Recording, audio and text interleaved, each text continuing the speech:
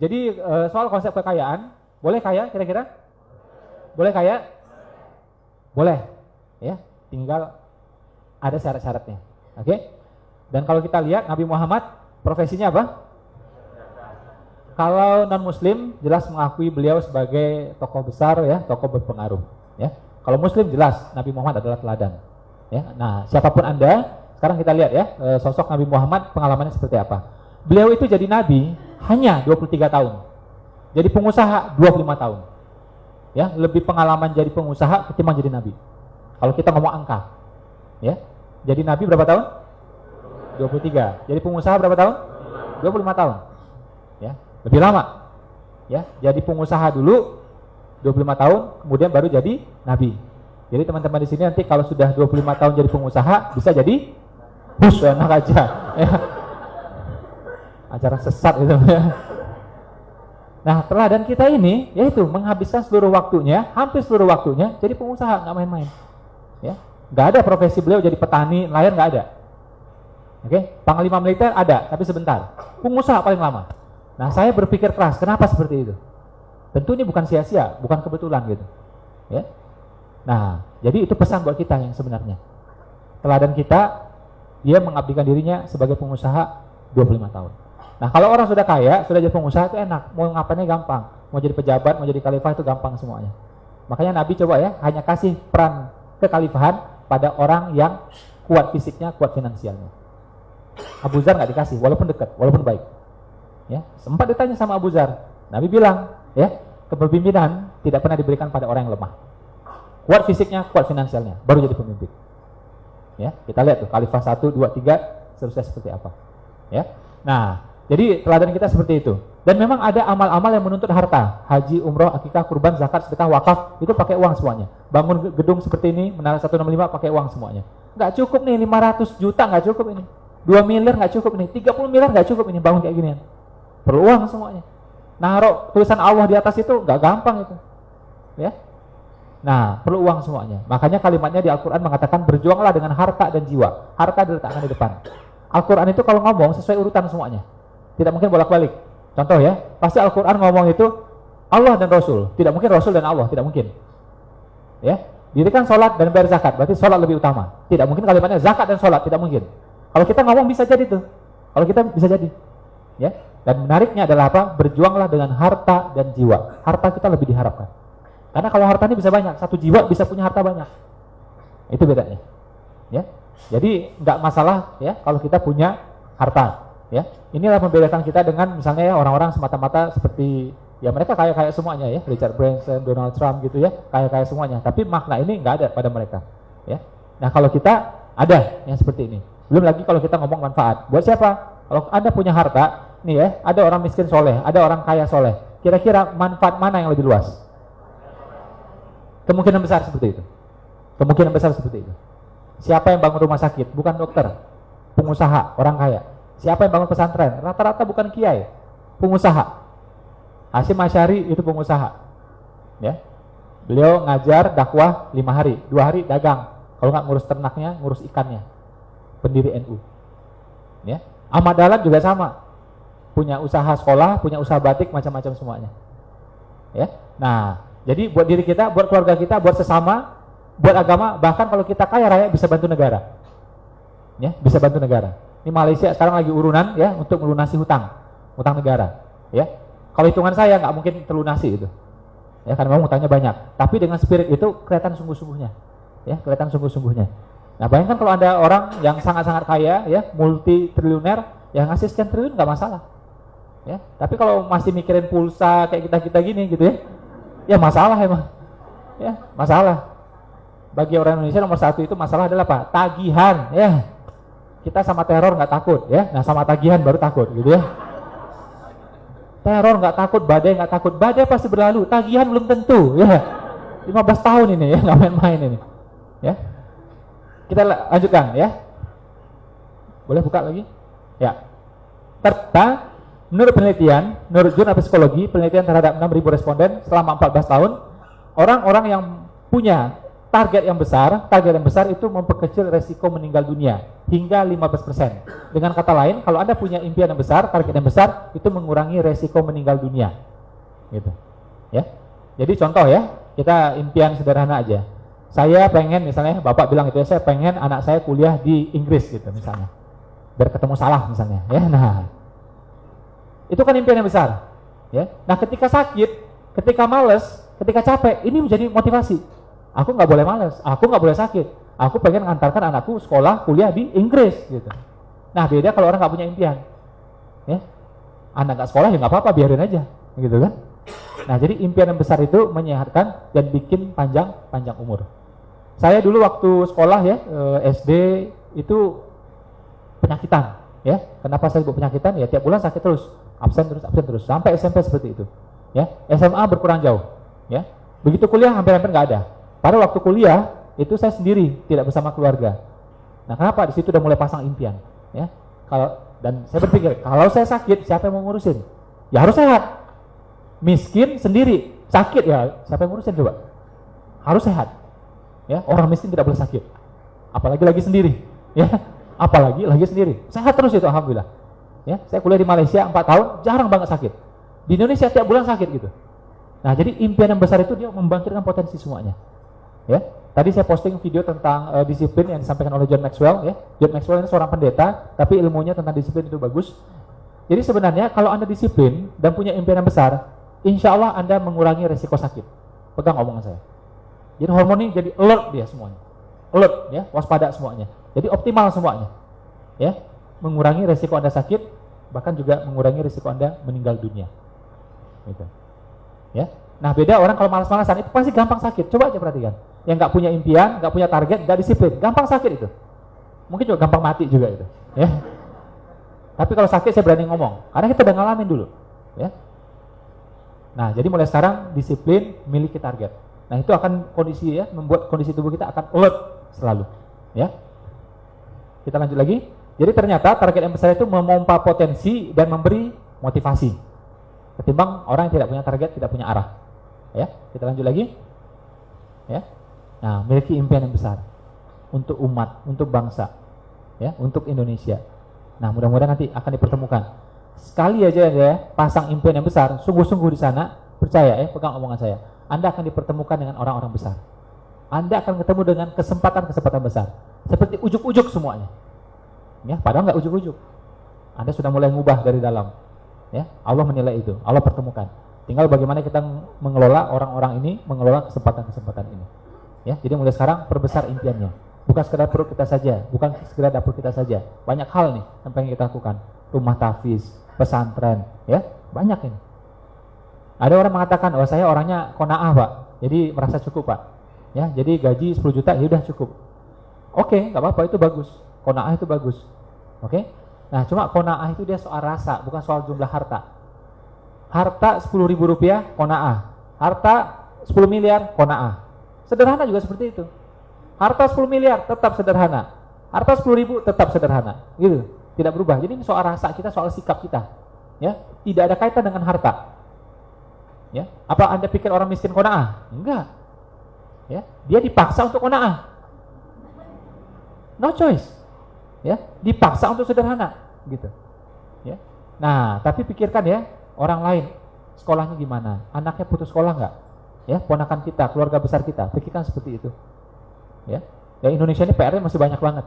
Ya, jadi jangan pernah merasa cukup yang namanya berbuat ini. Ya, yang namanya berbuat ini. Ya. Kita lanjutkan lagi.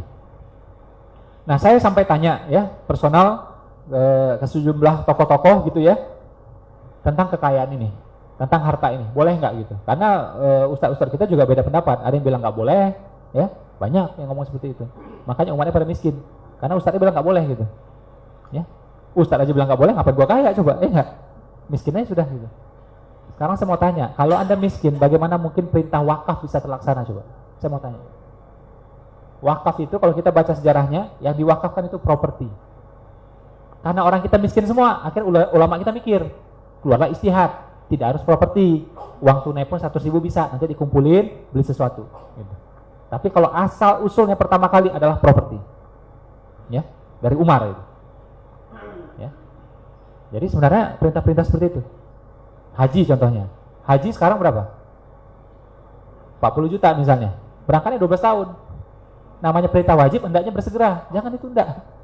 Segerakan, pakai plus 2 tahun 3 tahun. Ya, pakai plus berapa? 120 juta. Suami istri berangkat 1/4 miliar tanpa meninggalkan hutang. Coba kalau Anda kere, bagaimana ini terlaksana? Coba perintah ini hukumnya wajib bin rukun. Rukun itu artinya nggak main-main ya. Jadi kalau tidak terlaksana tidak sah semuanya. Contoh rukunnya sholat, Al-Fatihah salah satunya. Nggak baca Al-Fatihah, walaupun bacanya Al-Baqarah, tetap nggak sah tuh sholatnya. Mau jungkir balik, mau 20 rakaat, nggak sah semuanya itu. Itu rukun. Jadi kalau tidak dilakukan tidak sah semuanya. Rukun Islam salah satunya apa? Haji. Jadi kalau tidak berhaji, pikirkan sendiri ya. Nah,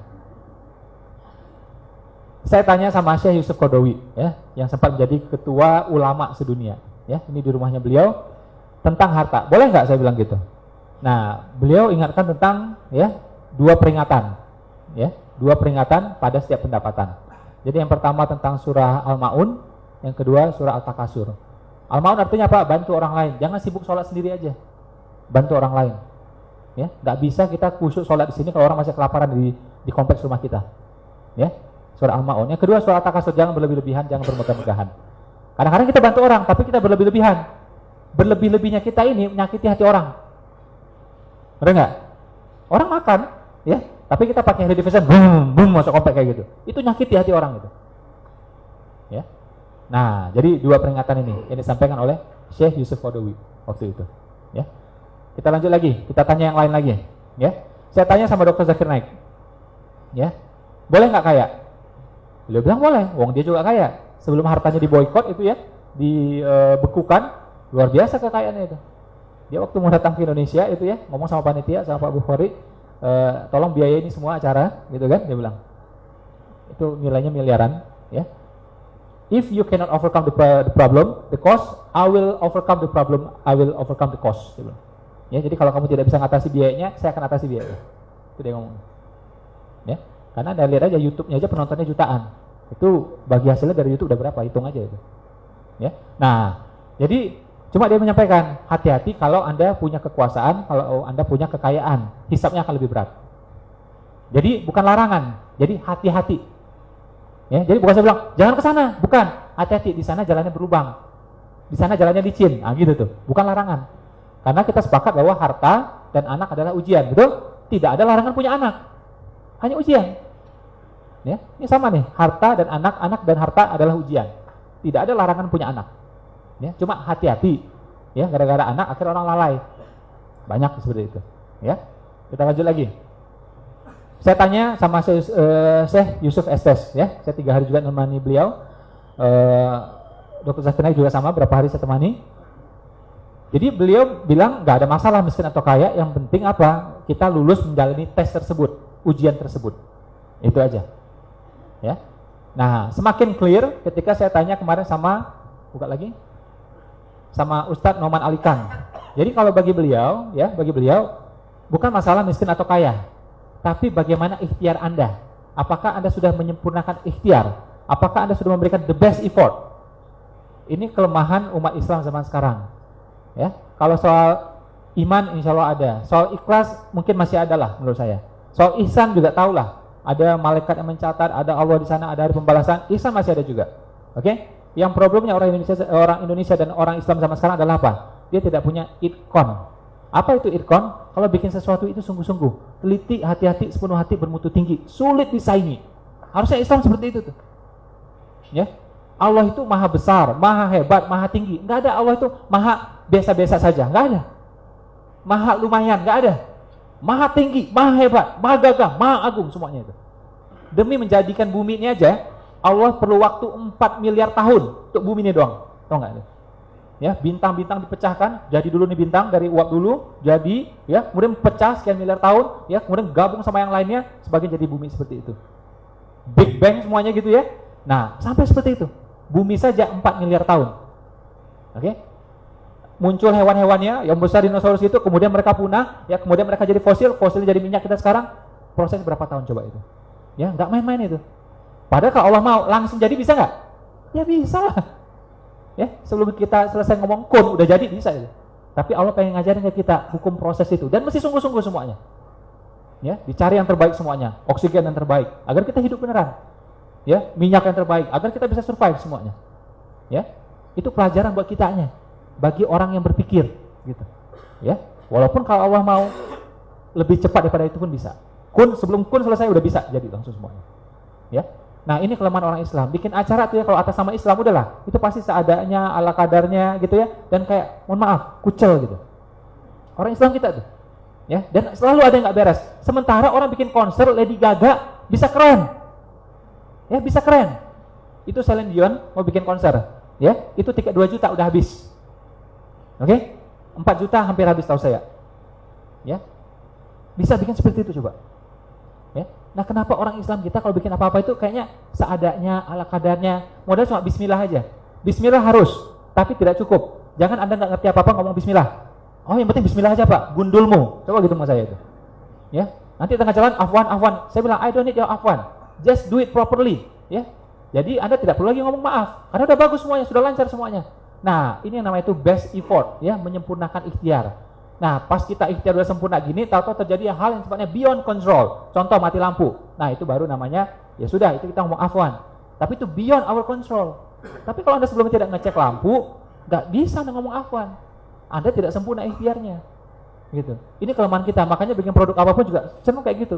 Bikin jasa apapun kayak gitu, bikin produk kayak gitu. Kalah bersaing semuanya. Ya. Nah, buahnya itu kita tuai sekarang. Ya. Mereka bikin sekolah Katolik, bagus-bagus. Orang Islam coba seperti apa? Sekolah, Anda belum pernah masuk sekolah Katolik seperti apa? Bagus. Ya, bukan saya belain dia, saya belain Anda gitu. Saya belain Muslim, saya Muslim gitu. Ya, saya kasih tahu ke Anda. Oke? Dan kita juga tidak benci sama sekolah yang lain, enggak. Ya. Justru ini apa? Ini ajang berlomba semuanya. Belajar, lihat seperti apa. Ya. Pernah nggak lihat yayasan Buddha Suci itu? Saya pernah datang ke sana, berjam-jam saya di sana. Itu ngalahin hotel bintang 6, tau nggak? Oke? Beda dengan lembaga kita coba. Ya. Nah, ini mesti jadi pukulan bagi kita, teguran buat kita agar sungguh-sungguh itkon. Ya, jadi tidak cukup ihsan saja, tidak cukup ikhlas saja, ya, tapi mesti punya nama itu itkon. Teliti, hati-hati, sepenuh hati, bermutu tinggi, sulit disaingi. Nah, itu namanya itu best effort. Nah, kalau ternyata jadinya kaya, ya sudah, alhamdulillah, gitu. Tapi ada juga orang takdirnya nggak kaya-kaya, nggak apa-apa, tapi dia sudah best effort. Allah menilai best effortnya itu, menyempurnakan ikhtiarnya itu. Ya. Nah, jadi gitu tuh, bikin produk kayak gitu. Jadi kalau misalnya kita belum yakin nih produk bagus, jangan di launching. Yakin produk ini bagus, jasa ini bagus, event ini bagus, baru launching. Ya. Jadi kalau saya acara pada nggak jelas, ini batalin aja kalau saya. Karena apa? Kalau jelek, yang kebawa nama kita. Dan apa? Nama agama kita. Betul nggak? Itu orang Islam bikin acara kayak gitu tuh. Ya. Sama Anda bikin kelakuan di sebuah kampung. Yang kebawa-bawa itu bukan cuma nama Anda. Nama orang tua juga kebawa-bawa. Betul nggak? Itu tuh, anaknya situ tuh, kata orang. Padahal bapaknya nggak tahu sama sekali. Kebawa-bawa. Kalau Anda orang Islam, nama Islam juga kebawa-bawa. Ya. Jadi kita bertindak bagus itu, bertindak ikon itu syiar sebenarnya. Muhammad Salah gagal cetak gol tadi malam ya. Nah, atau tadi malam atau pagi itu ya. Nah. Oke, tapi selama ini skornya bagus ya, skornya bagus. Anda lihat ya, sukses itu jadi syiar. Semua orang lihat dia. Semua orang lihat dia.